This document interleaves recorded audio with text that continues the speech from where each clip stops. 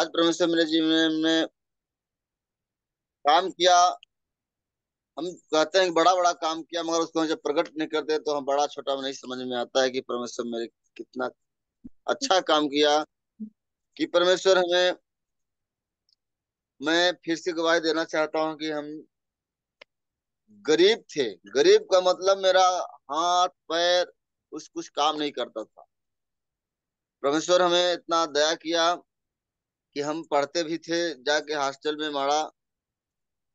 तो हम वहां से लिख नहीं पाते थे, रोते रोते आते थे। एक हमारा बहन है धनहरा में, वो, हम पहले हनुमान जी का 12 वर्ष तक मैंने भूखा। आज हम परमेश्वर को जाना कि उपासना, हाँ, उपासना परमेश्वर से पहले नहीं जानते थे। हमने भूखा मतलब करते थे, मैंने भूखते थे पहले, ऐसे बोलते थे। तो जब भी हमारा समस्या वहां से होता था तो मैं रोते रोते अपने दीदी के यहाँ जाते थे, और वो खाना बना के हमें बहुत अच्छा भोजन खिलाते थे कि बजरंगबली का उपवास है, ऐसे है, भुगते हैं। बहुत आदर करते थे हमारे बड़ी दीदी। आज भी परमेश्वर को हमारे जानने के बाद वो भी परमेश्वर को जान रही है।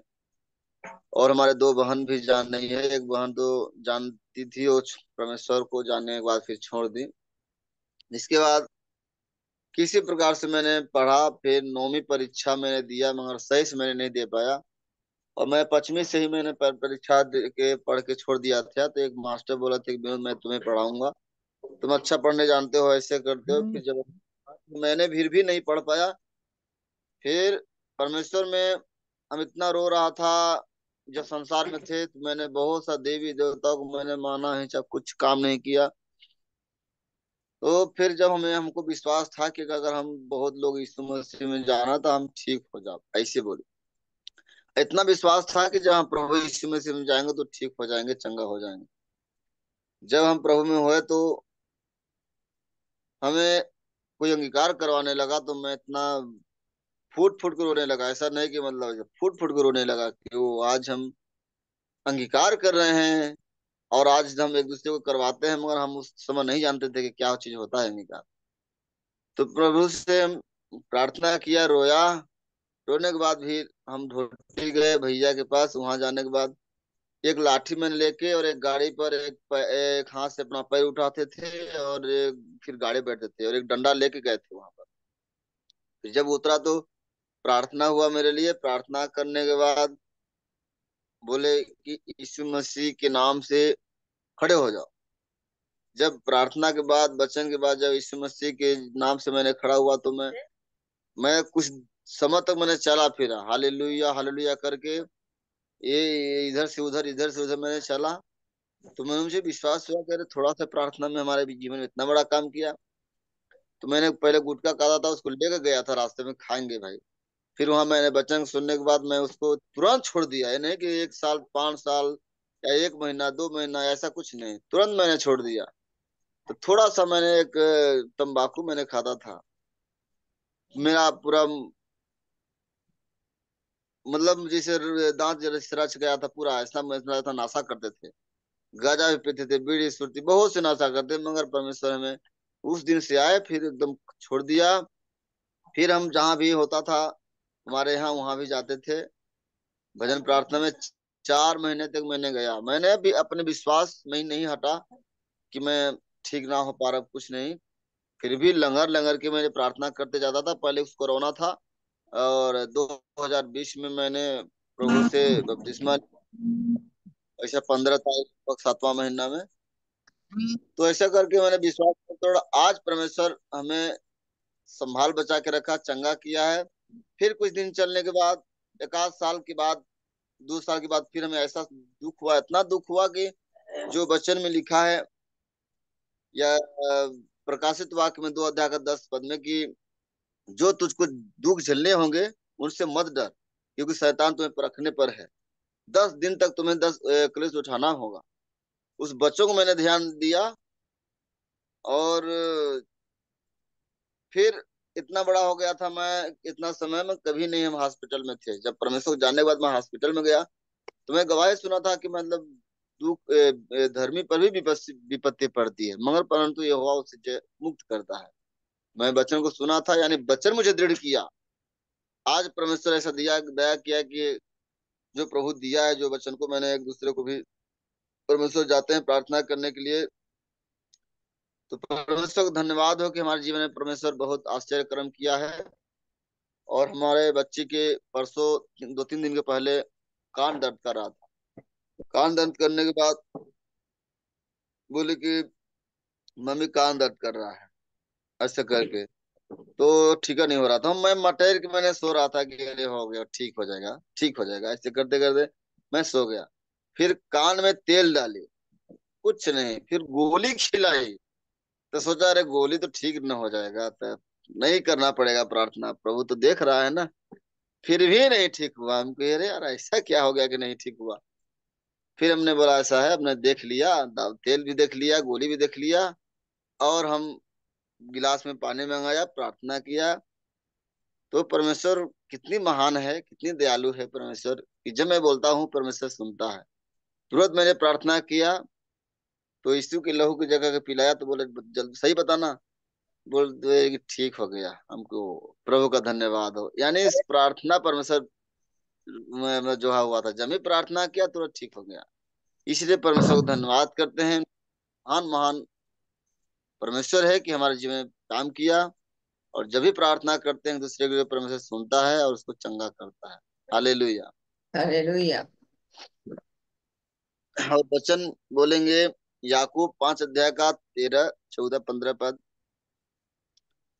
यदि वे यदि तुम में कोई दुखी हो तो वह प्रार्थना करे, यदि आनंदित हो तो उसके स्तुति के भजन गाए।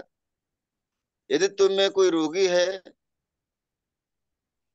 तो अपने कलीसिया के प्राचीनों को बुलाए और प्रभु के नाम से उस पर तेल मल कर उसके लिए प्रार्थना करे, तो रोगी बच जाएगा। और विश्वास के द्वारा, प्रार्थना के द्वारा रोगी बच जाएगा। और उसके यदि पाप भी किए हो तो उसे क्षमा हो जाएगा। हालेलुया। हालेलुया।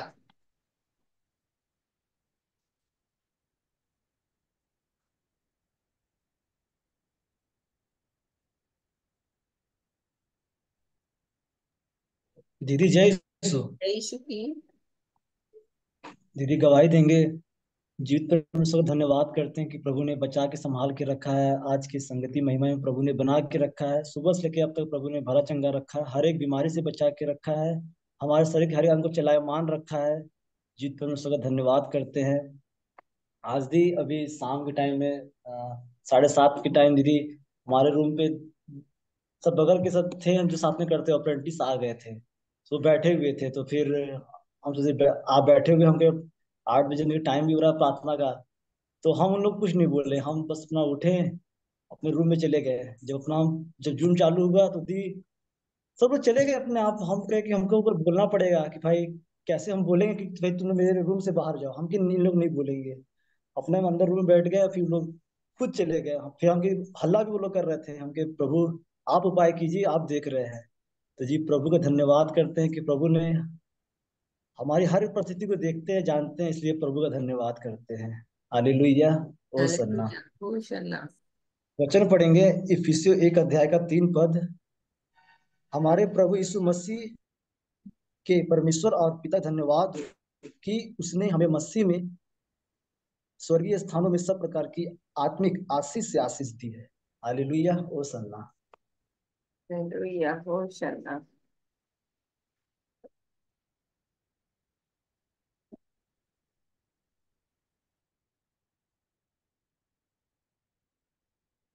दीदी, हम्म।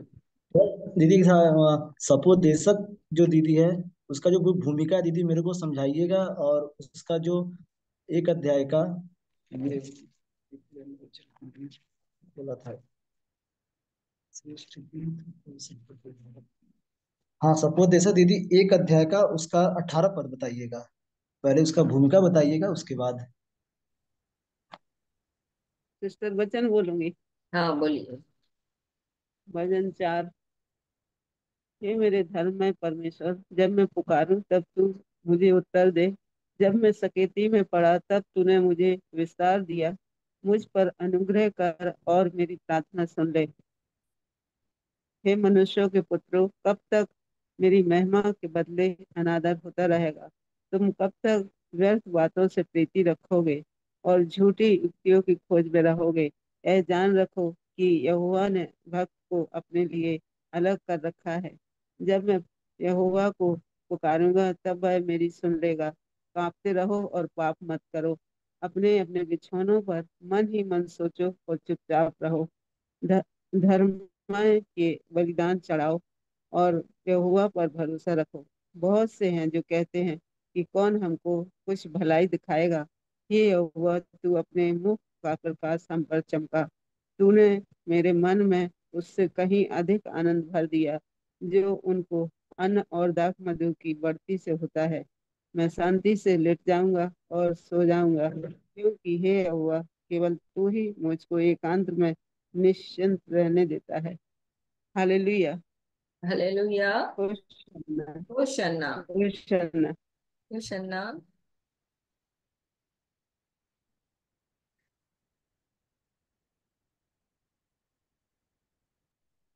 जय यीशु जय यीशु की। भजन संहिता 91 अध्याय का पहला दूसरा। जो परम प्रधान के छाए हुए स्थान में बैठा रहे और सर्वशक्तिमान की छाया में ठिकाना पाएगा। मैं यहोवा के विषय में कहूंगा, वह मेरा शरण स्थान और गढ़ है। वह मेरा परमेश्वर है, मैं उस पर भरोसा रखूंगा।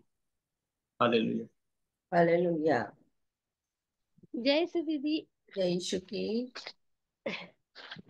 वचन बोलेंगे यूहन्ना 8 का 12 वचन। यीशु ने भी लोगों से कहा, जगत की ज्योति मैं हूँ। जो मेरे पीछे हो लेगा वह अंधकार में न चलेगा परंतु जीवन की ज्योति पाएगा। हालेलुया। हालेलुया। होशन्ना। होशन्ना। जय यीशु। जय यीशु की। प्रभु का धन्यवाद करते हैं आज के दिन के लिए, जो उन्होंने हम सबको बचाकर संभाल कर रखा, प्रभु ने हमें इस जुम्मे में जुड़ने का अवसर दिया। इसलिए प्रभु को सारा आदर महिमा देते हैं। प्रभु का धन्यवाद हो। दीदी वचन पढ़ेंगे यूहन्ना 15 का 12 से 17 तक। मेरी आज्ञा यह है कि जैसे मैंने तुमसे प्रेम रखा वैसे ही तुम भी एक दूसरे से प्रेम रखो। इससे बड़ा प्रेम किसी का नहीं कि कोई अपने मित्रों के लिए अपना प्राण दे। जो आज्ञा मैं तुम्हें देता हूँ, यदि उसे मानो तो तुम मेरे मित्र हो। अब से मैं तुम्हें दास न कहूँगा, क्योंकि दास नहीं जानता कि उसका स्वामी क्या करता है, परंतु मैंने तुम्हें मित्र कहा है, क्योंकि मैंने जो बातें अपने पिता से सुनी वे सब तुम्हें बता दी। तुमने मुझे नहीं चुना, परंतु मैंने तुम्हें चुना है और तुम्हें नियुक्त किया कि तुम आकर फल लाओ और तुम्हारा फल बना रहे, कि तुम मेरे नाम से जो कुछ पिता से मांगो वह तुम्हें दे। इन बातों की आज्ञा मैं तुम्हें इसलिए देता हूँ कि तुम एक दूसरे से प्रेम रखो। हालेलुया। दीदी, हालेलुया। हम हाँ, बोलो बोलो। हमारे वाइफ को फीवर हो गया, मतलब ठंडी भी लग रही है और बहुत तेज से अभी बुखार भी है। चलो तो प्रार्थना प्रार्थना करें। करिएगा। हाँ, हाँ, प्रार्थना हाँ, करें। तेल भी रख लेंगे हम।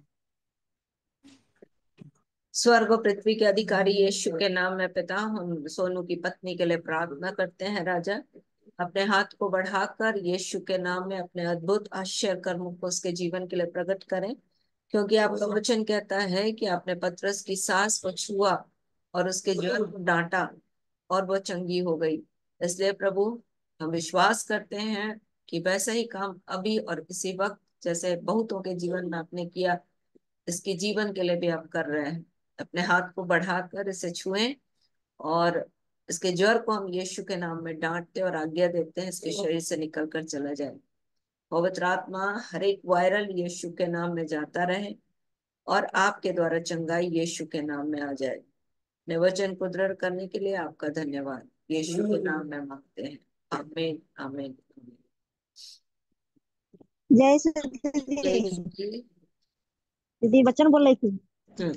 गलतियों का 5 का 22 और 24 का। वेरी गुड, बोलो। पर आत्मा का फल प्रेम, आनंद, शांति, धीरज, कृपा, भलाई, विश्वास, नम्रता और संयम है। ऐसे ऐसे कामों के विरोध में कोई भी व्यवस्था नहीं, और जो मसीह यीशु के है, उन्होंने शरीर का उसकी लालसाओं और अभी लालस लालसों समेत अभिलाषाओं समेत क्रूस कर समेत क्रूस पर चढ़ा दिया। दिया है। य- यदि हम आत्मा के द्वारा जीवित है आत्मा के द्वारा जीवित है, तो आत्मा के अनुसार चले भी। हम घमंडी होकर न न एक दूसरे को छोड़े छेड़े छेड़े हाँ। छेड़े और न एक दूसरे से डाह करे। Hallelujah. Hallelujah. Very good Ramila, बहुत बढ़िया। तुमको सबको मैंने बोला था इसको याद करने के लिए, पर तुमको याद है, इसलिए प्रभु का धन्यवाद। हम्म। स्वरूप बचा संभाल कर रखे हैं। दीदी, हम एक गवाही बोलेंगे। हम्म। हेलो। हाँ हाँ बोलो। हम एक गवाही बोलेंगे। वो ना मेरे दीदी को मतलब बाबू था पेट पे। तो उसके ससुराल वाले बोल रहे थे कि डॉक्टर बोल दिया था कि बाबू मतलब टेढ़ा है, नहीं हो पाएगा, हॉस्पिटल में एडमिट करना पड़ेगा ऐसे करके। तो क्या कहते हैं, फिर दीदी के ससुराल वाले बोलते हैं कि हमारे मम्मी लोगों को सबको ऐसे ही हुआ है, तो तुमको कहाँ से दवाई होगा, तुमको भी वैसे ही होगा, तुमको हॉस्पिटल नहीं लेके जाएंगे, तुम ऐसे ही तुमको होगा। तो इसलिए दवा बीरो कुछ भी नहीं कराया। तो फिर मम्मी हमसे बताती है, दीदी बताती है, कहती है कि हम मर जाएंगे और हम तैयारी करते हैं कि तुम्हारे घर हम आएंगे ऐसे करके। तो मम्मी कहती है कि हमसे दीदी से बात कराना था। हम बोले थे कि दीदी से ना मत बात करना, जब बाबू होने वाला रहेगा ना तो हम तुमको बात मतलब बताना उनसे कि हाँ ऐसे ऐसे डॉक्टर बोला है। फिर हम दीदी के लिए बहुत दिल से दया प्रार्थना किए थे, और एक फास्टर के लिए भी किए थे। तो प्रभु ने हमारी प्रार्थनाओं को सुना है, और दीदी को मेरे नॉर्मल एकदम डिलीवरी हुआ, कुछ बोतल वोतल नहीं लगा, एकदम नॉर्मल। इसलिए मैं अपने प्रभु का हालेलुया। धन्यवाद करती हूँ कि बेटी हुई है। होशन्ना होशन्ना। होशन। सारी आदर महिमा मैं अपने प्रभु को देती हूँ। हालेलुया। इसी के नाम से मांगते हैं, आमीन। आमेन। हालेलुया।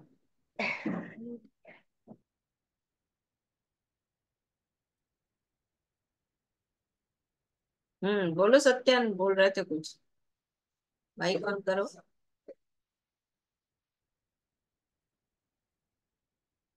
क्या बोल रहे थे सत्यान।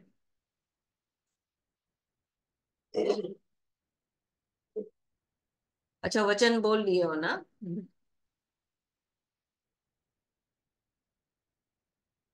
सो प्रभु का धन्यवाद हो आज के दिन के लिए कि प्रभु ने हमें जीवित और जागृत रखा है, हमारे जीवन में यह अनुग्रह दिया कि हम उसके प्रेम में बने रहें, और सुबह से अब तक उसका बड़ा अनुग्रह हमारे जीवन के साथ बना रहा, इसलिए प्रभु का धन्यवाद हो।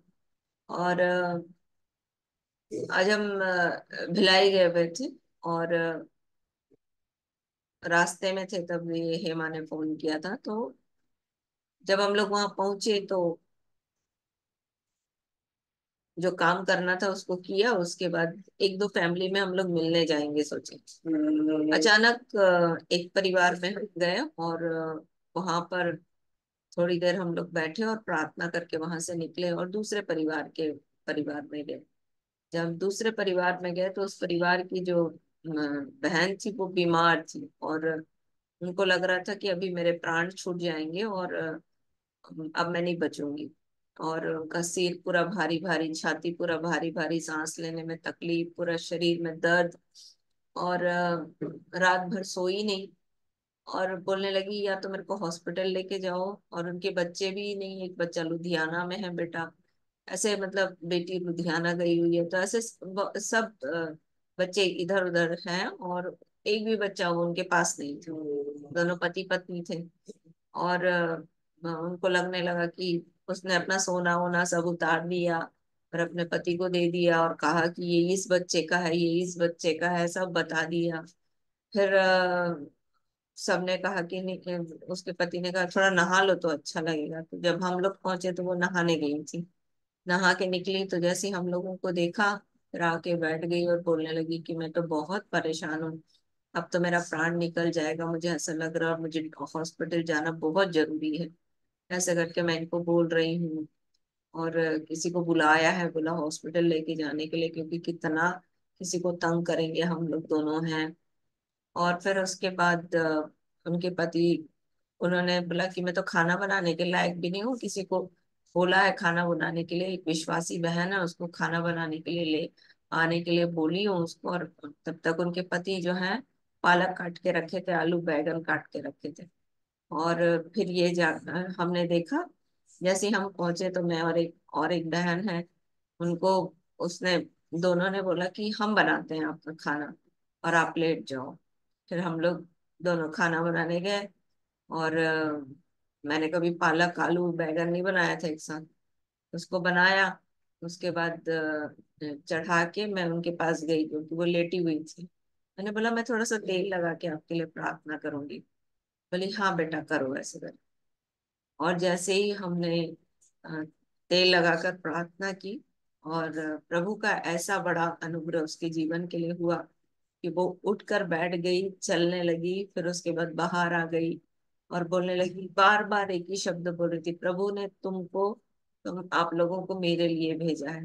और मैं परेशान, मतलब मुझे ऐसा नहीं लग रहा था कि आज मैं बचूंगी, पर प्रभु ने तुम लोगों को मेरे लिए ही भेजा है। और देख, उसके बाद उनका खाना भी बन गया, मैं खाना बना के ले गई थी 3 बजे सवेरे से उठ के। तो खाना को पता नहीं हम कब कितने बजे हमको किसके घर जाना पड़े तो कहीं बैठ के खाना खा लेंगे करके हम खाना भी ले, मैं खाना भी बना के ले गई। फिर भैया गाड़ी से खाना लेकर आए, हम लोग सब ने मिलकर खाया। और मतलब ऐसा था कि जहां पर उनको खाना बनाने वाला कोई नहीं मिल रहा था, वहां पर परमेश्वर ने उनको इतनी वैरायटी की खाना खाना दिया। तो वो तो बार बार प्रभु का धन्यवाद कर रही थी। और जनरली उन लोग जो है छत्तीसगढ़ मसीही उसमें के हैं, पर जल्दी से उन लोग हालेलुया यीशु के लहू की जय, प्रभु का धन्यवाद ऐसा नहीं बोलते हैं। तो पर जैसे ही उनके लिए तेल लगना शुरू हुआ, प्रार्थना करना शुरू हुआ, मैंने उनके सिर में हाथ रखकर तेल लगाकर प्रार्थना किया, वैसे ही वो हालेलुया यीशु के लहू की जय, हालेलुया यीशु के लहू की जय बोलने लगी। मेरे लिए भी बहुत आश्चर्य था कि कैसे पवित्र आत्मा उनके जीवन में काम कर रहा है। और मैंने निकलते निकलते एक ही बात बोली कि एक चीज और सीखने के लिए मिली कि हम लोग खाने पीने की चिंता करते रहते हैं ना, कि कहाँ से कब कौन बना के देगा, कैसे मिलेगा। पर देखो परमेश्वर अपने आप उपाय करता है सब चीजों के लिए, क्योंकि हमारा प्रभु उपाय करने वाला है। इसलिए प्रभु बोलता है ना कि चिंता ना करो कि क्या खाएंगे और क्या पिएंगे और क्या पहनेंगे, है ना, क्योंकि तुम्हारा स्वर्गीय पिता तुम्हें जानता है कि तुम्हें इन इन वस्तुओं की आवश्यकता है। तो प्रभु का धन्यवाद हो कि वो बहन भली चंगी हो गई, और जो कि मृत्यु की दशा में जाने वाली थी, और उनके घर की आवश्यकता भी प्रभु ने पूरी की, इसलिए प्रभु का धन्यवाद हो।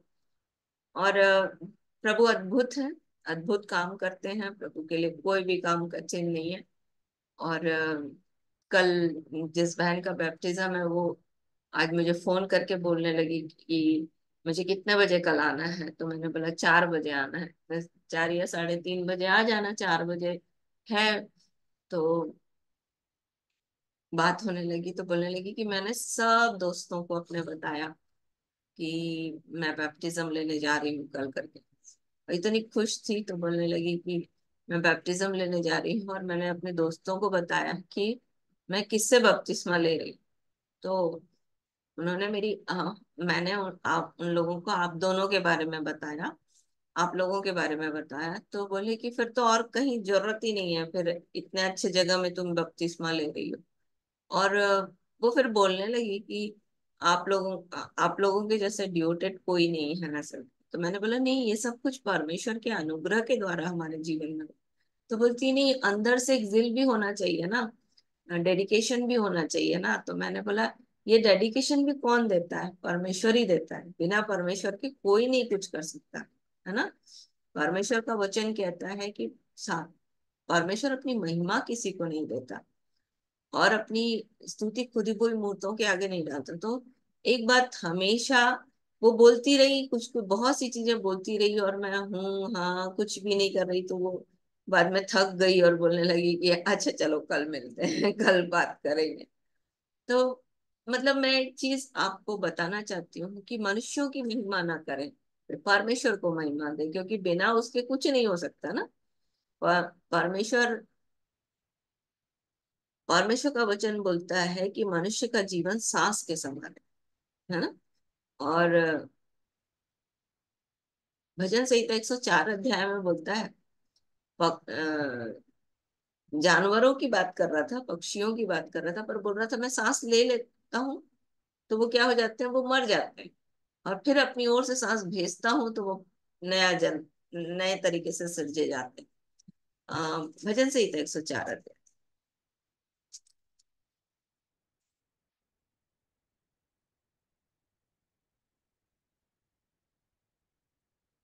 29 पद। भजन संहिता 104 अध्याय 29 और 30 पद।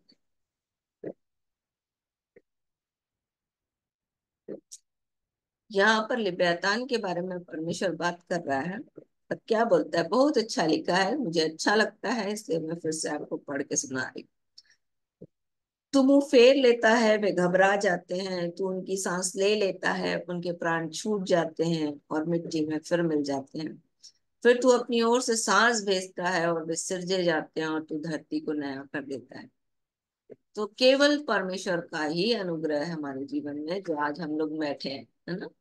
और इसलिए सारी महिमा सारा आदर किसको मिलना चाहिए, परमेश्वर को मिलना चाहिए, मनुष्य कुछ नहीं है। और यदि मैं प्रार्थना भी कर रही हूँ तो मेरी प्रार्थना का वैल्यू कब आएगा उसकी कीमत कब होगी, जब परमेश्वर उस प्रार्थना को सुनेगा। तो मेरी प्रार्थना भी उतनी मतलब कोई वैल्यू वैल्यू वाली नहीं है जब तक परमेश्वर उस पर अनुग्रह न करे, है ना। तो इसलिए हमेशा इस बात को स्मरण रखना कि परमेश्वर की जो जो महिमा परमेश्वर की है उसको केवल परमेश्वर को मिलना चाहिए। एक बात मैं प्रेरितों के काम उसके 12 अध्याय से सीखती हूँ। प्रेरितों के काम उसका 12 अध्याय, प्रेरितों के काम उसका 12 अध्याय।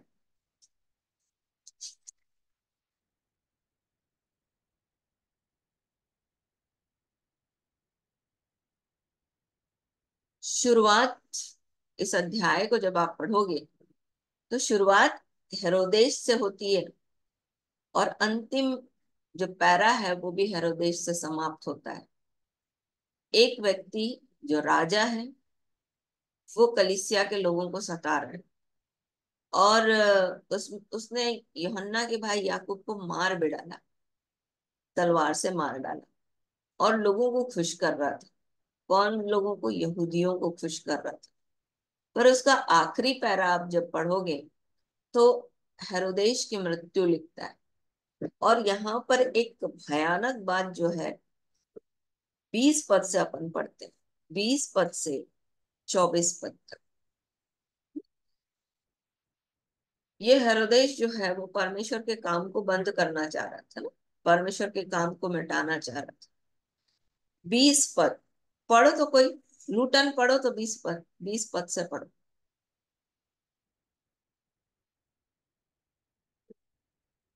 हो कोई? पढ़े दीदी। हाँ पढ़ो।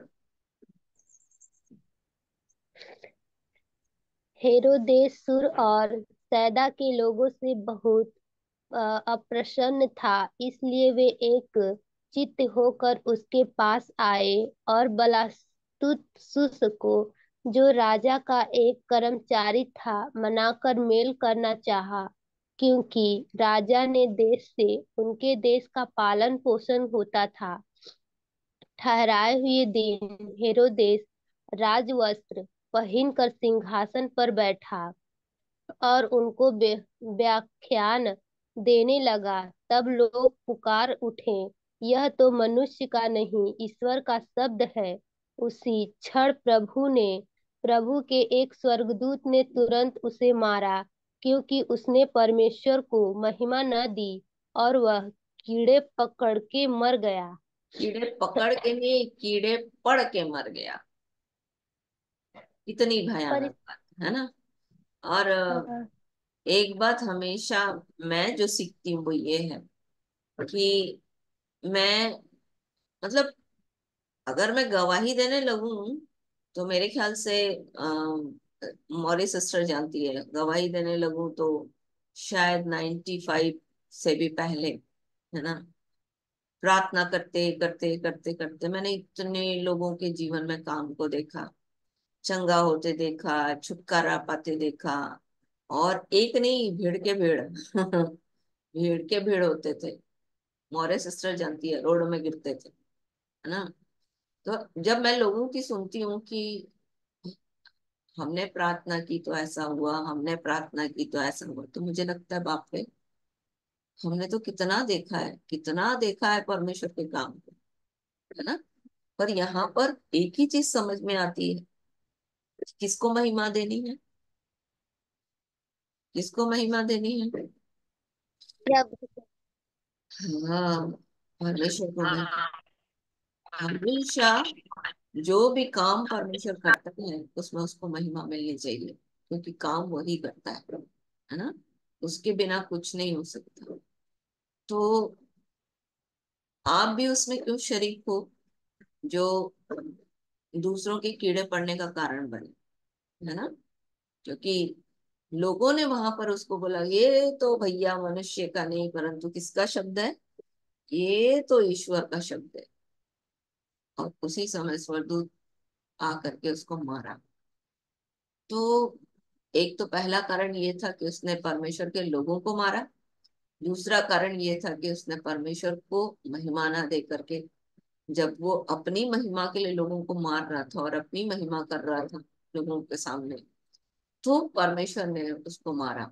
और 24 पद बोलता है परंतु, बहुत अच्छा पद, परंतु परमेश्वर का वचन बढ़ता और फैलता गया। बढ़ता और फैलता गया। हाँ, जब मतलब बनबास कोई और नहीं रोक सकता, कोई नहीं रोक बनबास और सकता। साउल अपनी सेवा पूरी कर चुके तो यूहन्ना को जो मरकुस परमेश्वर का काम कोई नहीं रोक सकता। परमेश्वर का काम तो होगा। हट कौन जाएगा, जो परमेश्वर को महिमा नहीं देगा। सो प्रभु हमारी सहायता करे कि इस बात से हम सीखें। अब सबोपदेशक में आते हैं। सबोपदेशक को जब आप पढ़ोगे तो इसमें तो उतना भूमिका में बहुत कुछ नहीं दिया है, पर इसका जो मुख्य बात है वो मैं आपके साथ बांटना चाहती हूँ, है ना। सबोपदेशक जो है वो ऐसे उपदेशक का के विचार दिए हुए हैं जो सब कुछ सुख भोग लिया, है ना। राजा बन गया, और ऐसा राजा जो जिसके पास इतना धन था कि उसके समय में चांदी जो है वो पत्थरों के समान से पड़ी रहती थी। आज 1 लाख हो गया चांदी। चांदी का रेट जो हो गया वो 1 लाख किलो हो गया, है ना। पर सुलेमान के समय में चांदी को बोलते हैं कि वो पत्थरों की समान पड़ी रहती थी, इतना भरपूरी था उसके पास। और 1000 रखेलियां थी उसके पास, कई पत्नियां थी उसके पास। मतलब शारीरिक सुख की कोई कमी नहीं थी। फिर बाइबल बार बार एक चीज बोलती है, उसको 2 बार परमेश्वर ने दर्शन भी दिया था। मतलब सारे शारीरिक सुख के साथ साथ उसको क्या हुआ था, परमेश्वर का भी दर्शन मिला था। मतलब परमेश्वर ने उससे बात की थी, परमेश्वर ने उससे पूछा था कि तुझे क्या चाहिए, और उसने बोला कि मुझे समझ चाहिए। और तब परमेश्वर ने उसको क्या दिया, बोला इतना मैं देता हूं कि न तो तेरे से पहले कोई हुआ और न तेरे बाद कोई होगा। और इससे बढ़कर तुझे नहीं, जो चीज तूने नहीं मांगी वो सब भी मैं तुझे देता हूँ। मतलब धन वैभव, है ना, वो सब भी मैं तुझे देता हूँ, परमेश्वर ने ये कहा। ऐसा व्यक्ति जिसके पास सब कुछ था, परमेश्वर ने जिसे दर्शन दिया, वो व्यक्ति जब अपने बारे में अपने जीवन के हर एक सुख विलास को अपना लिया, सब कुछ अच्छा अच्छा उसके पास था, तब भी उसने एक ही चीज बोली कि सब कुछ को वायु को पकड़ना है, सब कुछ क्या है, व्यर्थ। इसका कोई वैल्यू नहीं है, सब खत्म हो जाएगा। इसका सबसे अच्छा उदाहरण जो इस राजा ने लिखा, उसका सबसे अच्छा उदाहरण देखो। मनुष्य जो है अपने जीवन भर में सब कुछ बटोरने की कोशिश करता है ना। अच्छे से अच्छा सामान, अच्छे से अच्छा खाने की वस्तु, अच्छे से अच्छा कपड़ा, अच्छे से अच्छा घर, अच्छे से अच्छी नौकरी, सब कुछ बटोरने की कोशिश करता है। पर जिस दिन उसका प्राण निकलता है, ये सब कुछ क्या होता है? हम्म, ये सब कुछ क्या होता है? छूट यही जाता है। होता है। कुछ लेके जाता है वो। क्या छूट सोचते जाता है सब। हैं? कुछ भी नहीं लेके जा कुछ सकता, सब कुछ यही रह जाता है। और इससे बढ़कर आप सोचो कि उसके कपड़े लत्ते सब कुछ, जो लोग सोचते हैं, यदि आप क्रिश्चियन फ्यूनरल देखे होगे ना, गड़ाया जाना देखे होगे, तो कई लोग जो पैसे वाले होते हैं कोट और कोट पैंट शर्ट टाई पहनाते हैं, जो उनकी चीज की जो उनको पसंद रहता है वो सब चीज उनको देते हैं, स्प्रे करते हैं, है ना, अच्छे से अच्छा पहना के नहला धुला के उनको कब्र में डालते हैं। इतना सब कुछ। और हिंदुइज्म में भी ऐसे होता है, बहुत अच्छा श्रृंगार करके उनको क्या करते हैं, आग में ले जाने, घी डालते हैं, आग में डालते हैं, आग लगाते हैं। वो सब कुछ क्या होता है? क्या होता है सब कुछ? हम्म, सब कुछ खत्म हो जाता है, कुछ भी नहीं बचता, कुछ भी नहीं बचता, है ना, कुछ भी नहीं बचता। और इसी को ये उपदेशक जो है, ये सबोपदेशक का लेखक जो है, इस बात को दिखा रहा है कि सब कुछ व्यर्थ है, कोई भी बात काम की नहीं है। ये केवल वायु को पकड़ना है। पकड़ते जाओ, वायु को आप पकड़ोगे, दिखती कुछ नहीं है, हाथ में भी आती कुछ नहीं है। सब कुछ करके देख लो आप, कोई फायदा नहीं दीदी, है। हम लोग एक क्वेश्चन थोड़ा पूछते हैं लूका 10 अध्याय का, हम्म। जो इसमें हम लोग प्रार्थना करने जाते थे, जो मतलब 3 दिन जुम ने नहीं जुड़ पाया था, वो चले गए थे। उन्हें जयराम जो आया था, इसका बच्चा नाती, उसको जो दिक्कत हो रहा था, पेट दर्द कर रहा था ना, हमारे घर आया था। तो मैं नहीं सीख पाया था, जो अब बताने रही थी कि सादा सादा सारा आदर महिमा इज्जत सम्मान अपने जीवन से देते हैं, और इस धनवास के इस बलिदान प्रार्थना में चढ़ाते मांग लेते हैं कि संध्या से ग्रहण की अच्छा, इसको थोड़ा सा। धन्यवाद का बलिदान चढ़ाना, ये। हाँ, एक सब पूछना था। और जो लूका 10 अध्याय का जो बटुआ झोली कुर्ते जूते सब लेके नहीं जाना है, जो लिखा है वचन में, ये क्या चीज दर्शाता है? हम लोग ठेठी भाषा वही समझते हैं, जो कपड़ा है, बटुआ है, ऐसे करके यही समझते हैं। थोड़ा सा कुछ कुछ बता, आता है। और बताती हूँ, ठीक है। जी। मैं जो इसने पूछा है ना, लूटन ने पूछा या सोनू ने पूछा, किसने पूछा? लूटन ने पूछा। हाँ, सबोपदेशक किसने पूछा? हाँ दी, हम पूछे हैं। अच्छा, लूटन ने पूछा। इसको थोड़ा बता देने दो, है ना। तो जी। ये जो सबोपदेशक है, इसका जो विस्तार, जो विचार, जो भूमिका है, उसमें तो बहुत कुछ नहीं दिया।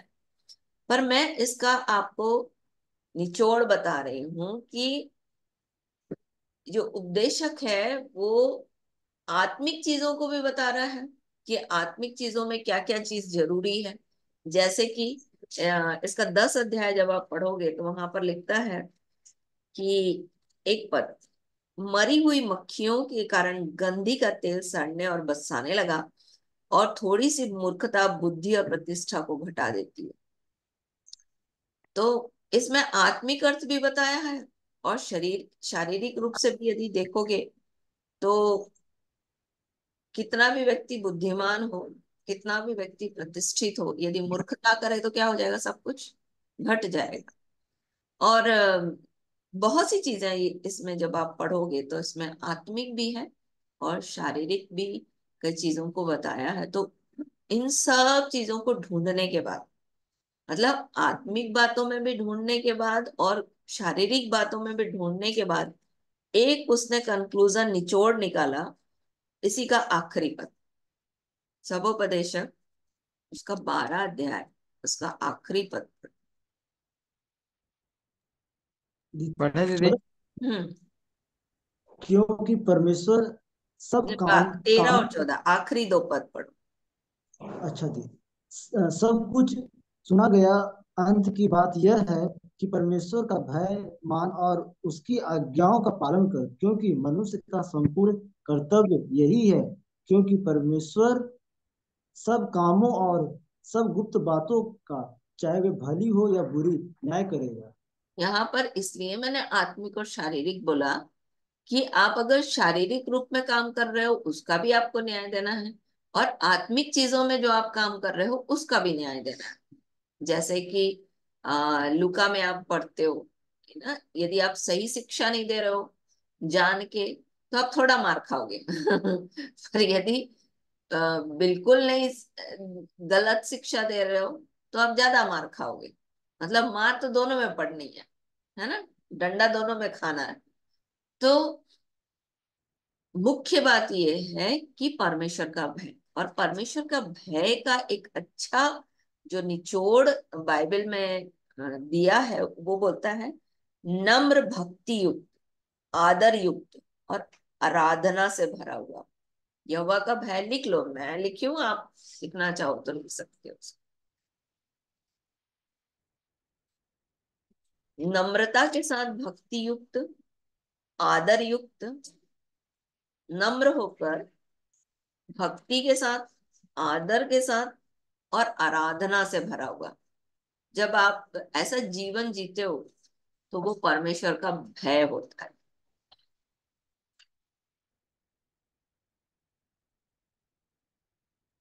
दीदी, हम्म वो ना हम ना जो दवा हम खाए हैं ना, तो बस ज्यादा नहीं, 2 ही दिन बस उसको खाए हैं। हमको इतना मतलब सर्दी, इतना पानी चल रहा है ना कि रात में पूरी रात नहीं सो पाए हैं। अभी तक मेरा बंद ही नहीं हो रहा है, थोड़ा सा भी थोड़ा बंद हुआ है हाँ, तो एक उसको छोड़ मिनट दिए एक हैं। एक मिनट एक मिनट एक मिनट, जब मैं वचन बताते रहती हूँ ना तो अपना प्रार्थना, ये कोई चीज को मत बोला करो, वचन को ध्यान से सुनो, ठीक है? वचन को आदर दो, क्योंकि वचन सबसे महत्वपूर्ण है। यदि आप वचन को ध्यान से सुनोगी तो आप चंगी भी हो जाओगी, क्योंकि परमेश्वर का वचन बताता है। यदि आप प्रेरितों के काम निकालो, प्रेरितों के काम,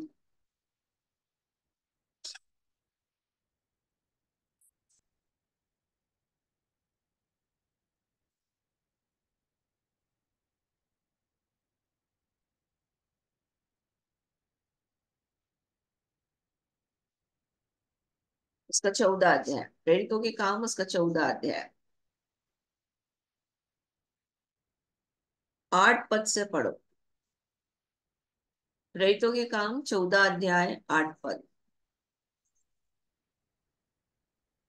लुस्त्रा में एक मनुष्य बैठा था जो पांवों का निर्बल था। वह जन्म ही से लंगड़ा था और कभी न चला था। वह पौलुस को बातें करते सुन रहा था। पौलुस ने उसकी ओर टटकी लगाकर देखा कि उसे चंगा हो जाने का विश्वास है, और ऊंचे शब्द से कहा, अपने पांवों के बल सीधा खड़ा हो। तब वह उछलकर चलने फिरने लगा। लोगों ने पौलुस का यह काम बस बस देखकर बस बस बस, ये क्या कर रहा था? ये लंगड़ा व्यक्ति क्या कर रहा था? क्या कर रहा था? टटकी लगाकर देख रहा था। 9 पद देखो। वह अब पौलुस की बातें पौलुस को बातें करते क्या कर रहा था? सुन रहा देख था। और पौलुस क्या बात कर रहा था? फालतू बात तो कर नहीं रहा होगा। पौलुस क्या बात कर रहा था? पौलुस परमेश्वर के वचन को बांट रहा था। और ये जो लंगड़ा व्यक्ति था वो परमेश्वर के वचन को ध्यान से सुन रहा था। जब आप परमेश्वर के वचन को ध्यान से सुनते हो ना, तो आपकी कई प्रॉब्लम परमेश्वर ऐसे ही सॉल्व कर देगा। आपको प्रार्थना कराने की भी जरूरत नहीं पड़ेगी। दो चीजें हैं, यदि आप ईमानदारी से स्तुति करते हो और ईमानदारी से वचन सुनते हो।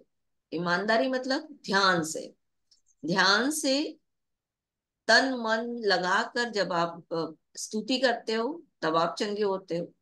और जब तन मन लगाकर आप परमेश्वर के वचन को सुनते हो, तो आप चंगे होते हो। ठीक है। तो परमेश्वर के वचन को आदर दो।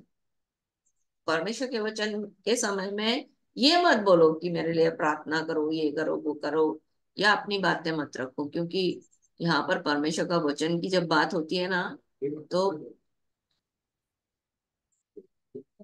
तो परमेश्वर के वचन को आपको सम्मान देना है, क्योंकि परमेश्वर ने अपने वचन को ज्यादा सम्मान दिया है। और बेलौंजी में जब हम लोग राधिका के यहाँ भजन करते थे, तो इतनी भीड़ होती थी, और हम लोग प्रॉब्लम लेकर आते थे, पर हम लोग उस समय प्रार्थना भी नहीं करते थे, लोग चंगे हो जाते थे, क्योंकि वो ध्यान से उस समय परमेश्वर की स्तुति किया करते थे। जब हम लोग भजन गाते थे, तो ध्यान से लोग भजन गाने में लगे रहते थे, और जब भजन गाने लगते थे, तो प्रभु अपने आप उन्हें चंगा कर देता था। तो लास्ट में वो बोलते थे, अरे हम आए थे ऐसे, और जब भजन हो रहा था तभी हम चंगे हो गए थे। तो ये चीज को ध्यान रखना, ठीक है, क्योंकि परमेश्वर ने अपने वचन को अपने बड़े नाम से अधिक महत्व दिया है, तो हमको भी आदर देना है। मैं आपको बता रही थी कि परमेश्वर का भय कैसे मानना है ना। नम्रता सहित, आदर के साथ, भक्ति के साथ, जब हम आराधना के साथ बैठते हैं ना, परमेश्वर के साथ आराधना के साथ चलते हैं, तो परमेश्वर क्या है, ये परमेश्वर का भय है। परमेश्वर को आप रिस्पेक्ट दे रहे हो, परमेश्वर को आप आदर दे रहे हो। और यही उपदेशक समझा रहा है कि सब कुछ सुना गया, अंत की बात यह है कि परमेश्वर का क्या कर, भय मान। क्योंकि सब बात का न्याय देना है, आत्मिक बातों का भी और शारीरिक बातों का भी आपको क्या देना है, न्याय देना है। समझ में आ रहा है न्यूटन? चलो अब आते हैं, मैं प्रार्थना, विनती, निवेदन और धन्यवाद, है ना। बाइबल में चार चीजें बोली हैं। यदि आप पहला तीमुथियुस 2 अध्याय पढ़ोगे, तो बोलता है कि पहला तीमुथियुस 2 अध्याय, फिर से बता रही हूँ ना, जो बताया था उस दिन, पहला तीमुथियुस उसका 2 अध्याय।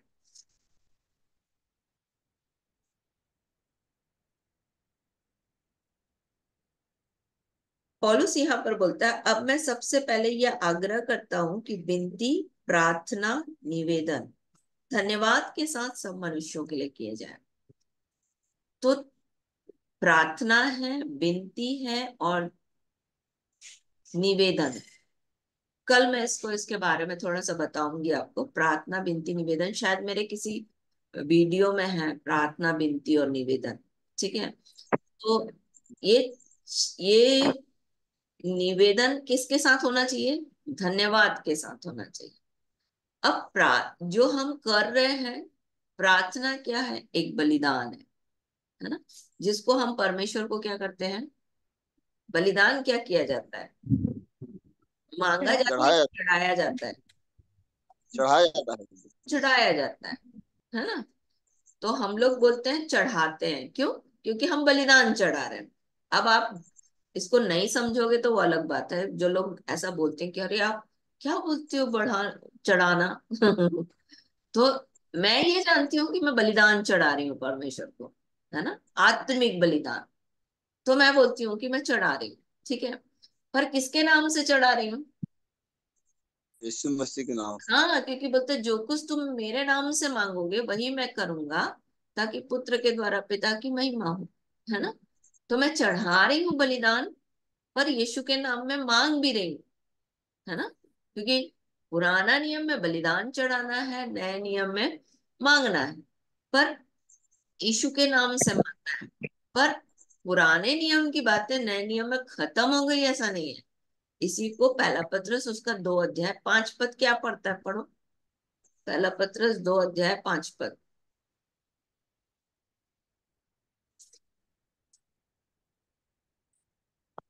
पहला पत्रस 2 अध्याय दी। हम्म। तुम भी आप जीवते पत्थरों के समान आत्मिक घर बनते जाते हो, इससे याजकों का पवित्र समाज बनकर, यानी बलिदान बनकर, ऐसे आत्मिक बलिदान चढ़ाओ जो यीशु मसीह के द्वारा परमेश्वर को ग्राह्य है। ग्राह है बोलता है, सही हिंदी है ग्राह। आत्मिक बलिदानों, बलिदान नहीं है, बलिदानों, सेक्रीफाइसेस इंग्लिश में है, बलिदानों। ठीक है। तो नए नियम में भी आत्मिक बलिदान चढ़ाने की बात करता है। ठीक है, वो समझ में आ रहा जी जी जी। है ना। तो लोग बोलते हैं कि आत्मिक बलिदान, मतलब अब बलिदानों को चढ़ाना नहीं है। नहीं, आत्मिक बलिदानों को भी चढ़ाना है भाई, आप चढ़ाते हो, है ना। आत्मिक धरातल पे आप परमेश्वर के सामने इसको उंडेलते हो, देते हो, है ना। तो इसलिए मैं बोलती हूँ, मैं ये नहीं बोलती कि आप भी यही बोलो। मुझे जो परमेश्वर के वचन से मैंने सीखा मैं करती हूँ, है ना। आप अगर यीशु के नाम से मांग रहे हो, गलत बोल रहे हो, ऐसा नहीं है ना। पर मैं जो समझ रही हूँ कि मैं प्रार्थना को बलिदान के रूप में डाल रही हूँ परमेश्वर के सामने, और यीशु के नाम में मैं मांग रही हूँ, तो मैं इसको बोलती हूँ। ठीक है। और जो लोग वचन को यदि गहराई से समझते हैं तो उनको समझ में आएगा, और जिनको परमेश्वर का वचन समझ में नहीं आता वो कुछ भी बकवास कर सकते हैं। उसके लिए तो कोई हल क्या नहीं। मांगते हैं? हाँ, क्या बोल रहे हो?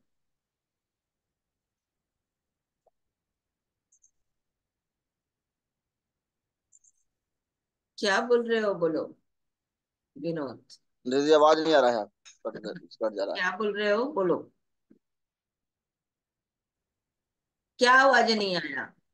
हाँ एक, हाँ बोले क्या, हाँ, यीशु मसीह के नाम से मांगते हैं तो क्या मांगते हैं दीदी? प्रार्थना, जो हम प्रार्थना, विनती, निवेदन, धन्यवाद के साथ जो चढ़ा रहे हैं उसको यीशु के नाम में, हम जो प्रार्थना कर रहे हैं उसको मांग भी रहे हैं। अच्छा, फिर चढ़ाते हैं फिर मांग लेते हैं, यानी मैं बलिदान बोलती हूँ ना, चढ़ाते हैं फिर प्रार्थना। धन्यवाद, प्रार्थना, विनती, निवेदन, धन्यवाद के साथ आपको चढ़ाती हूँ और यीशु के नाम में मांग भी लेती हूँ, है ना। बोलती हूँ ना, तुम बोलते हो ना, सदगुरु यीशु महाराज के नाम से मैं मांगता हूँ। बोलते हो कि नहीं बोलते हो? चढ़ाता हूँ और जी। मांग। हाँ बोल। हाँ। तो ये हाँ नहीं समझने वाले के लिए वो कुछ भी बोल सकते हैं, समझने वाले, आत्मिक चीजों को समझ में आ रहा है उनको, तो वो उस चीज को कभी गलत नहीं बोलेंगे। ठीक है। अच्छा, यीशु के नाम में मांगते हैं बोलना भी तो गलत और नहीं है। हम्म। जी। हाँ, और एक प्रश्न है दीदी, जो मनुष्य का प्राण जब छूटता है, जब जाता है, तो सबोपदेशक में 12 अध्याय में का जो लिखा है, तो वो पद में परमेश्वर के पास आत्मा चला जाता है, मगर बात पहले जाता कहाँ है, पहले रहता कहाँ है वो? देखो, यहाँ पर जान आप वाली जो बात है ना, वो डिसीजन किसका होता है? परमेश्वर का होता है। निर्णय किसका होता है? निर्णय किसका होता है? आपके जीवन में निर्णय किसका हो रहा है? किसका होगा? निर्णय,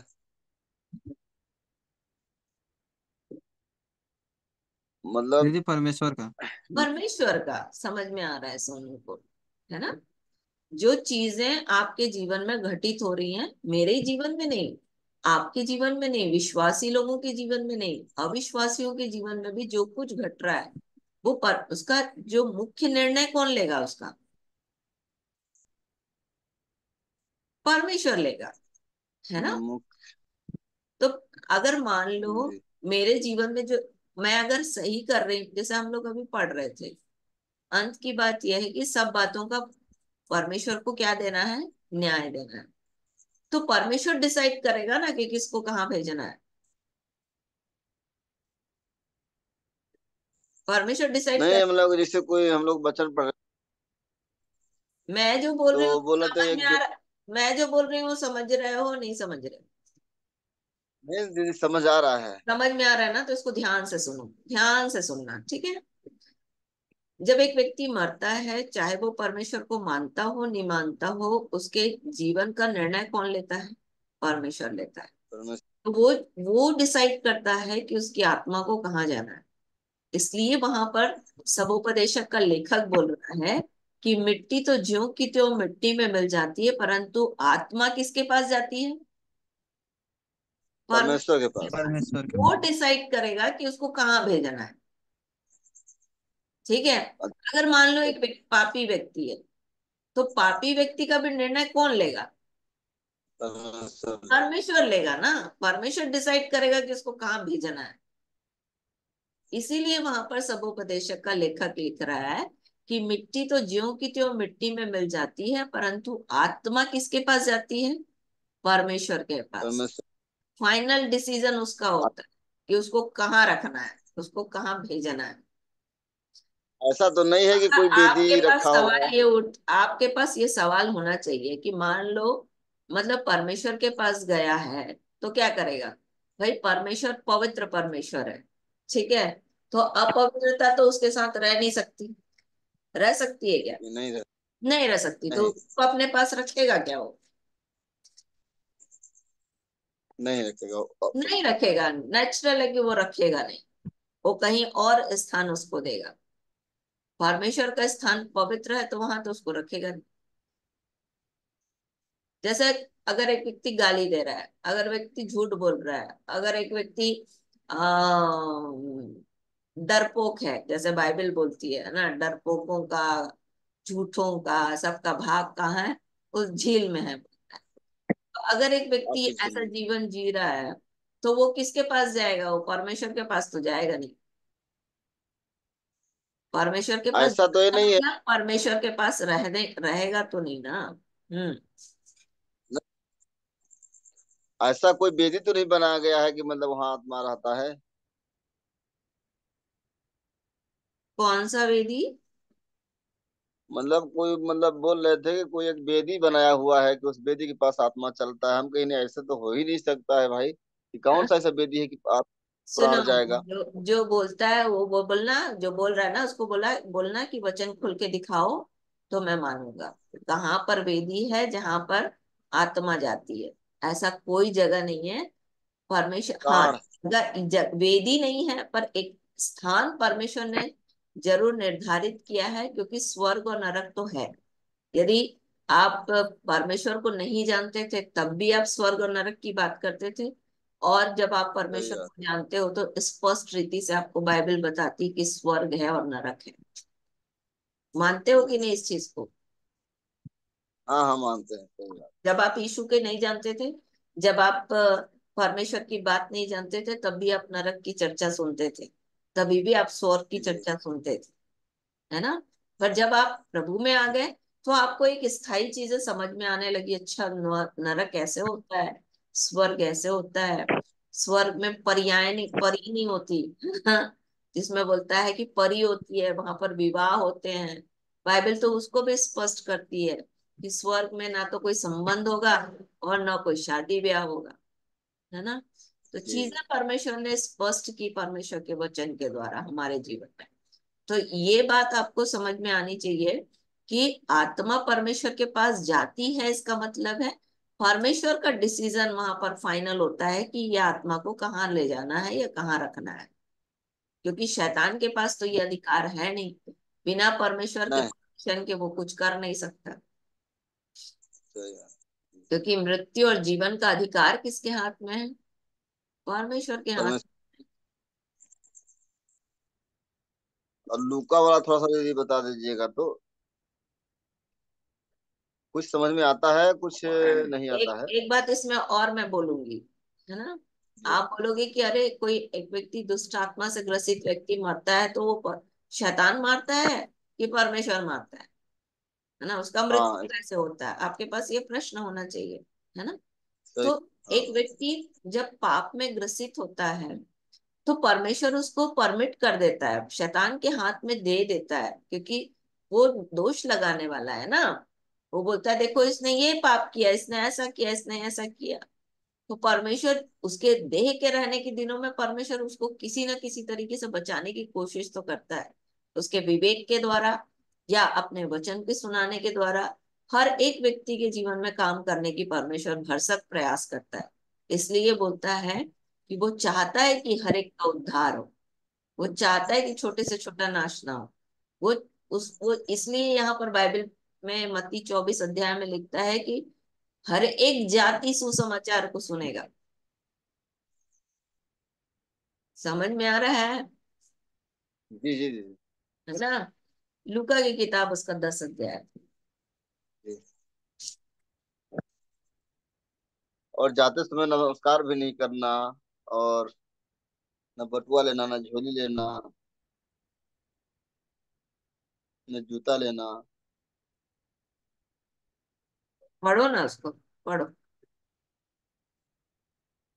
जो बोल इन रहा बातों के बाद है। हम्म। हम्म, इन बातों के बाद प्रभु ने 70 और मनुष्य नियुक्त किए, और जिस जिस नगर और जगह को वह अपना आप जाने पर था, वह उन्हें दो दो करके अपने आगे भेजा। उसने उनसे कहा, पके खेत बहुत हैं, परंतु मजदूर थोड़े हैं, इसलिए खेत के स्वामी से विनती करो कि वो अपने खेत काटने का मजदूर भेज दे। जाओ, देखो, मैं तुम्हें भेड़ों के समान भेड़िया के बीच में भेजता हूँ। इसलिए न बटुआ, न झोली, न जूते लो, और न मार्ग में किसी को नमस्कार करो। जिस किसी घर में जाओ, पहले कहो, इस घर पर कल्याण हो। यदि वहां का कोई कल्याण के योग्य होगा तो तुम्हारा कल्याण उस पर ठहरेगा, नहीं तो तुम्हारे पास लौट आएगा। उसी घर में रहो, और जो कुछ उनसे मिले वही खाओ पियो, क्योंकि मजदूर को अपनी मजदूरी मिलनी चाहिए। घर घर न फिरना। जिस नगर में जाओ और वहां के लोग तुम्हें उतारे, तो जो कुछ तुम्हारे सामने रखा जाए वही खाओ। यहाँ तक चाहिए आपको, है ना? यहाँ पर ऐसा है कि न बटुआ लो, न झोली लो, न जूते लो, न मार्ग में किसी को नमस्कार करो। इसका अलग अलग मतलब है उसमें से। जैसे बोल रहा है ना, मार्ग में न झोली लो, न जूते लो, न बटुआ लो। और जी यहाँ पर यदि आप देखोगे तो परमेश्वर का वचन बोलता है कि मजदूर को मजदूरी मिलनी चाहिए। और इसीलिए चेलों को, जब आप लूका की किताब उसका 22 अध्याय, लूका की किताब उसका 22 अध्याय 35 पद पढ़ो, 35-36 पद पढ़ो, 35-36। फिर उसने उनसे कहा, जब मैंने तुम्हें बटुए और झोली और जूते बिना भेजा था, तो क्या तुमको किसी वस्तु की घटी हुई थी? उन्होंने कहा, किसी वस्तु की नहीं। उसने उनसे कहा, परंतु अब जिसके पास बटुआ हो वह उसे ले, और वैसे ही झोली भी। और जिसके पास तलवार न हो वह अपने कपड़े बेचकर एक मोल ले। यहाँ पर जो बता रहा है ना कि तुमको किसी वस्तु की घटी हुई, बोला नहीं हुए। मतलब पर वहां पर सब चीजों के लिए मना कर रहा था। क्यों? क्योंकि परमेश्वर उनकी आवश्यकताओं को पूरा करने की बात कर रहा था। तो चेले जो हैं वो यीशु मसीह के साथ चल रहे थे, तो उनको सब चीज लेने के लिए मना किया। क्यों मना किया? क्योंकि सारी चीजें परमेश्वर के राज्य में प्रोवाइड की जा रही थी, उनको प्रभु दे रहा था। इसलिए उनको किसी चीज की घटी नहीं। समझ में आ रहा है? कुछ कुछ आ रहा है मुझे। कुछ आ रहा है ना? अम, मैंने किया है इसको, इसलिए मैं आपको बता सकती हूँ कि हम लोग जब जाते थे, शायद मिसेस मौर्य, अभी तो चंद्रिका भाई नहीं जुड़े हैं आज, मिसेस मौर्य काफी कुछ जानती है ना? कभी हम लोगों ने खाना पीना नहीं लिया, कभी हम कपड़े नहीं लेके गए, और जहां जैसा मिलता था वहां वैसे ही रहते थे, है ना मौर्य सिस्टर? कमाई पर, जी। है ना? जहां जैसे मिलता था वैसे ही रहते थे। और ऐसा जगह एक बार चाचर में हम जा रहे थे, और खूब बारिश हुई थी, और मौर्य सिस्टर भी उस दिन मेरे साथ गई थी। और जब हम लोग वहां गए, तो जिस घर में हमको बुलाया गया था वहां पर अ, वहीं पर गाय बंधी थी, वहीं पर गोबर हो रहा था। उसी के बगल में हमको बैठा के खाना खिला रहे थे, और मैं खा रही थी। तो मौर्य सिस्टर बोली कि आप कैसे खा सकती हो ऐसे? जहां पर गाय गोबर सब पड़ा है, और पूरा कीचड़ कीचड़। जाना भी बहुत कठिन था क्योंकि मोटरसाइकिल उस समय लेकर हम लोग चलते थे। और अभी तो आज के डेट में सब जगह रोड बन गया है। जब आप लोग जाते हो इधर उधर, उस समय तो रोड भी नहीं था, तो बड़ा मुश्किल होता था। और हम लोग बहुत सफाई वाले हैं, पर गोबर की जगह में बैठ के खाना खाना किसको पसंद आएगा बताओ।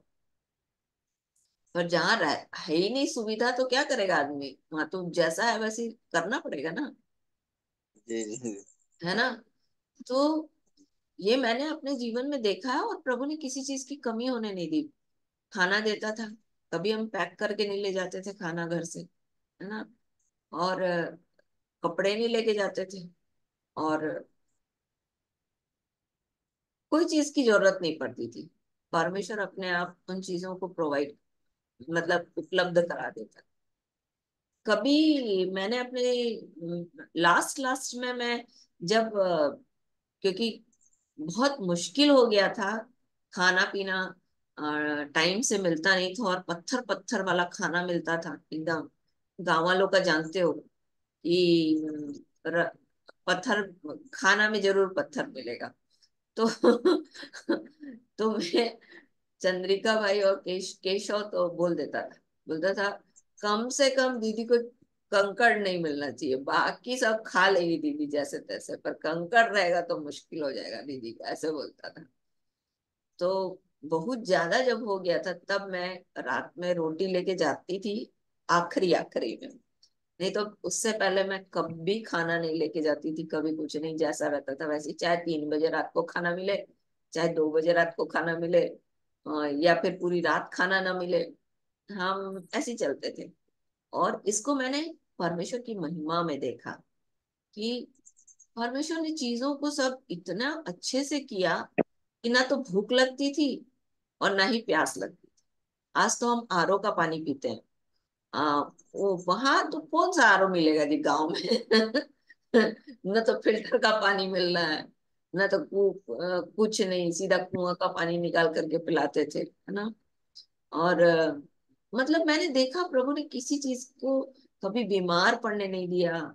जैसे लोग बोलते हैं ना कि अरे अ, गंदा पानी पीने से ये हो जाएगा वो हो जाएगा, कभी नहीं ऐसा हुआ। मैंने इतने साल सेवा की, कभी प्रभु ने ऐसा होने नहीं दिया कि किसी पानी के द्वारा मेरे को कोई इन्फेक्शन हुआ हो, या पेट में कोई रोग हुआ हो, या फिर खाने पीने से कुछ हुआ हो, कभी नहीं। मैंने देखा प्रभु काम करते हुए, और इस वचन को मैं अपने जीवन में पूरा होते हुए देखती हूँ कि आपको किसी चीज की हानि होने नहीं देगा परमेश्वर। जब आप ईमानदारी से प्रभु की सेवा करोगे ना, तो आपको मतलब हाई फाई बनने की जरूरत नहीं है। Hi fi in the sense कि मेरे को ये चाहिए, मेरे को वो चाहिए, मेरे को, मैं ऐसे ही चलूंगा। आप सोचो, मेरे पास कार थी उन दिनों, एसी था, सब कुछ था, फिर भी 10-10 किलोमीटर पैदल चलते थे। उन दिनों तो सोचो, आप सोचो, माड़ा से कुमिया जो है, हमने जंगल जंगल घुस के गए हम लोग। उस समय रोड नहीं था माड़ा से कुमिया के अंदर। सपहा, बड़ोखर से सपहा तक रोड नहीं था। पहाड़ से चढ़ के नीचे उतर के, आज तो तुम लोग जब जाते हो तो बकायदा रोड मिलता है, उस समय जी तो रोड भी नहीं था। और बहुत मुश्किल था वहां पर सेवा करना, बहुत मुश्किल था, क्योंकि रोड ही नहीं रहता था। मोटरसाइकिल भी लड़के लोग लेके जाते थे, भैया भी लेके जाते थे, तो कई जगह हमको उतर के चलना पड़ता था। और रंपा रंपा में बिल्कुल रास्ता ही नहीं था, है ना, कीचड़। रंपा में रास्ता नहीं था। एक दिन मैं और केशव और चंद्रिका भाई रंपा गए। आज तो वो रजमिलन छंदा की तरफ कौन जगह है, क्या जगह है वो, जहाँ पर भजन होता है, कोटिया बेतरिया में जाती है वो, वहां पर भजन करने के। और जब हम उनके यहाँ सेवा करना शुरुआत किए थे, तो वहां पर एक दिन जब हम लोग गए, बहुत पानी गिर रहा था। केशव और चंद्रिका भाई को ड्यूटी जाना था सवेरे, और हम लोग, मेरे को भैया भैया और बॉबी को भेजना था स्कूल, तो सवेरे तो हमको आना ही था। पूरी रात बारिश हुई थी, और सोचो कि पूरा खेत पार करके हमको आना था, और मेरा चप्पल चल चल के इतना मोटा हो गया था, कीचड़ पूरा ऐसे चिपक गया था, और मैं वहां से निकल नहीं पाती थी। तो ये भाई लोग मेरे को हाथ से पकड़ के खींचते थे, तब जा करके मैं आगे चल पाती थी। मतलब इन लोग से पूछना हमने कैसे सेवा की है। और बहुत कठिन था, बहुत कठिन। और चप्पल एकदम नहीं चल पाता था, है ना। चाचर से मतलब सोचो कि चाचर पार करने के लिए नदी पार करके जाना पड़ता था। देवरा से हम चाचर जाते थे नदी पार करके। और बताते तुम्हारा गांव, तुम्हारे गांव तरफ भी नदी पार करके जाना पड़ता था, क्योंकि उस समय रास्ता नहीं था, ठीक है ना। तो नदी पार पार करके 3 बजे रात को, 2 बजे रात को ठंडी में ठिठुरते हुए हम लोग जाते थे वहां पर। और बेचारा ये बबलू करके एक लड़का था, वो तो मतलब सोचो वो ढोलक बजाने जाता था मेरे साथ। और मतलब इतना उत्साही थे भाई लोग कि ना, बिना कपड़े के बेचारे पर कपड़े नहीं रहते थे। आज तो आप लोग देख रहे हो कि सबके पास बहुत अच्छा अच्छा है। पहले उन लोगों के पास, आपको पता है केशव जब पहले आता था ना, तो टावेल पहन के आया करता था, डफली, टूटा डफली बजाने के। आज उनको देखोगे तो कोट पैंट बिना चलते नहीं उन लोग। तो ऐसी दशा में हम लोगों ने उनके साथ मतलब देखा है। और मतलब शुरुआत की है, परमेश्वर ने उनके जीवन को इतना बढ़ाया है। और गुलाब भैया तो गवाही देते हैं कि पहले तो हम पजामा पहनते थे, उस समय ना बड़ा बड़ा पजामा होता था, उसको पहन के चलते थे। आज तो उन लोग पैंट शर्ट पहनते हैं, पैंट शर्ट नहीं पहनना नहीं जानते थे। तो ऐसी स्थिति में यीशु मसीह ने वहां पर काम किया। और आपको पता है, रात को जब 3 बजे 2 बजे, तो हम लोग दोनों जन, सामने केशव चला रहा है, पीछे मैं बैठी हूँ, हमारे दोनों की गर्मी से वो बेचारा बिना कपड़ा के बसता था, इतना ठंडी रहता था। और मतलब रात भर पानी पटा देते थे खेत में, और ठंडी का सीजन, और उसमें सोचो हम लोग एक गांव से दूसरे गांव रात को जाया करते थे, इतनी ठंड बताते है।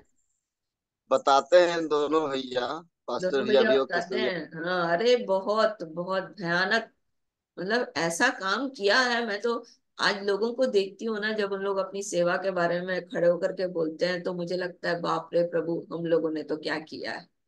और इसका हिसाब परमेश्वर के सामने। मैं जो बात निकली है इसलिए मैं आपको बता रही हूँ, बहुत कठिन था सेवा करना, बहुत कठिन।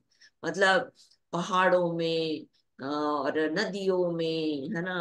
और क्या बोलना चाहिए, कीचड़ में, और पैदल चल चल के अ, मैंने सेवा की है। और भाई लोगों ने उतना ही सहयोग दिया है मुझे। और साथ चलते थे बेचारे।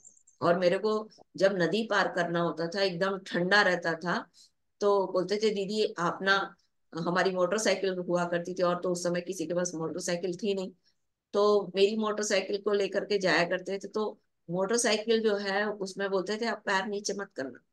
और ये बेचारे लोग पानी के अंदर पैर रख के लेके जाया करते थे, और ठंडा ठंडा में उनके मोजा जूता जो भी है सब गीला होता था, पर वो बेचारे मुझे सुरक्षित नदी से पार करवाते थे। बहुत कठिन था। पर एक बात मैं कहूंगी, किसी भी चीज की परमेश्वर ने हानि होने नहीं दी, और हाथ में लेकर चला, हाथ में लेकर चला। आज जब मैं इस बात को सोचती हूँ तो अंदर से गदगद हो जाती हूँ परमेश्वर के काम को देख करके। कई जगह चले जाते थे और खाने को नहीं रहता था, है ना। बोरा में रहते थे, बोरा में सोते थे, और सोने के लिए बिस्तर नहीं हुआ करता था। और एक कमरे में, एक कमरे में ही छोटा सा कमरा रहा होता था, उसी में गुलाब भैया, केशव, मैं, और जितने लोग हैं सब एक ही ठो कमरे में ऐसे ही घुस घुस के सोया करते थे। और जगह ही नहीं था, छोटा छोटा घर था, है ना। तो क्या करते, अ, मेरे को अपना एक छोटा सा जगह दे देते थे बेचारे लोग, मेरे को सुरक्षित अच्छे से एक जगह में दे देते थे, और वहीं पर मैं सोती थी। और बाकी जगह में बेचारे भाई लोग ऐसे नीचे जमीन में ऐसे सोया करते थे, कहीं कहीं खाट मिल जाती थी, नहीं तो वो हर जगह नीचे सोने मिलता था। और क्या करेंगे, पर किसी तरह परमेश्वर का काम हो, इसका परमेश्वर ने अनुग्रह दिया। और आज सब सोचती हूँ कि आज कहाँ से कहाँ प्रभु सिंगरौली को पहुंचा दिया। और पर किसी चीज की परमेश्वर ने कमी होने नहीं दी। जब हम दुर्घटा गए प्रार्थना करने के लिए, तो जिस बात को तुम पूछना चाह रहे हो मैं उसको बताना चाह रही हूँ कि न मार्ग में किसी को नमस्कार करो, है ना। जी यहाँ पर यदि आप एलिशा के जीवन से देखोगे तो एलिशा ने इस काम को किया था गेहजी के लिए।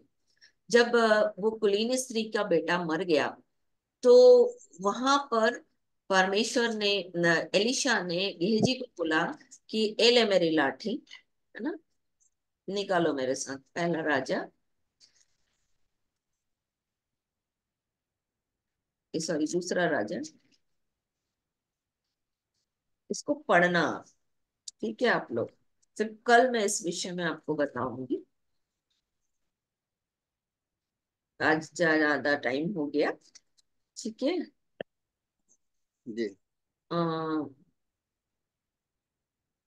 दूसरा राजा 4 अध्याय, इसको आप घर में पढ़ना। नहीं समझ में आएगा तो मेरे से कल पूछना, मैं आपको बताऊंगी इसके बारे में। जो नमस्कार की चर्चा परमेश्वर प्रभु यीशु मसीह वहां पर कर रहे हैं, वो क्यों कर रहे हैं।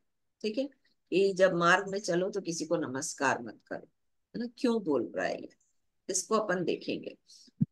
और प्रभु का धन्यवाद हो आज के दिन के लिए।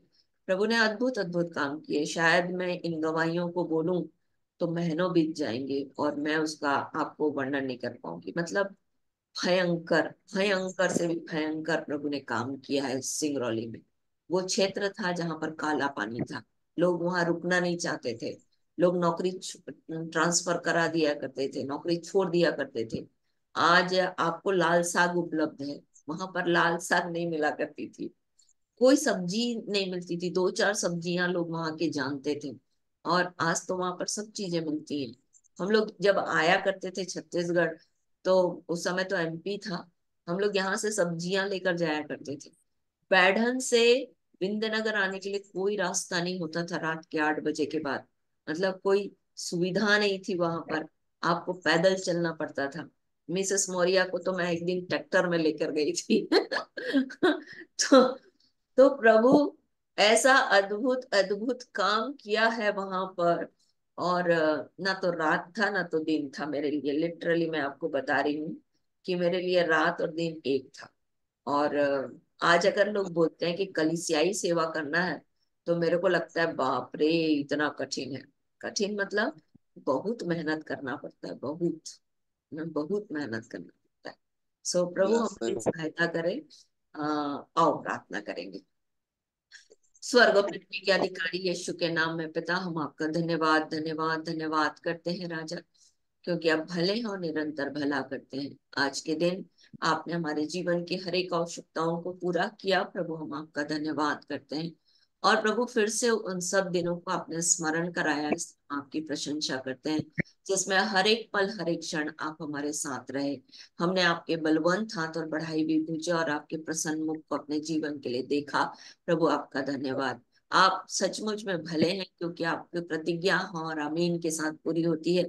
आप ना तो छोड़ते हैं और ना ही त्यागते हैं, इसलिए हम आपका धन्यवाद करते हैं।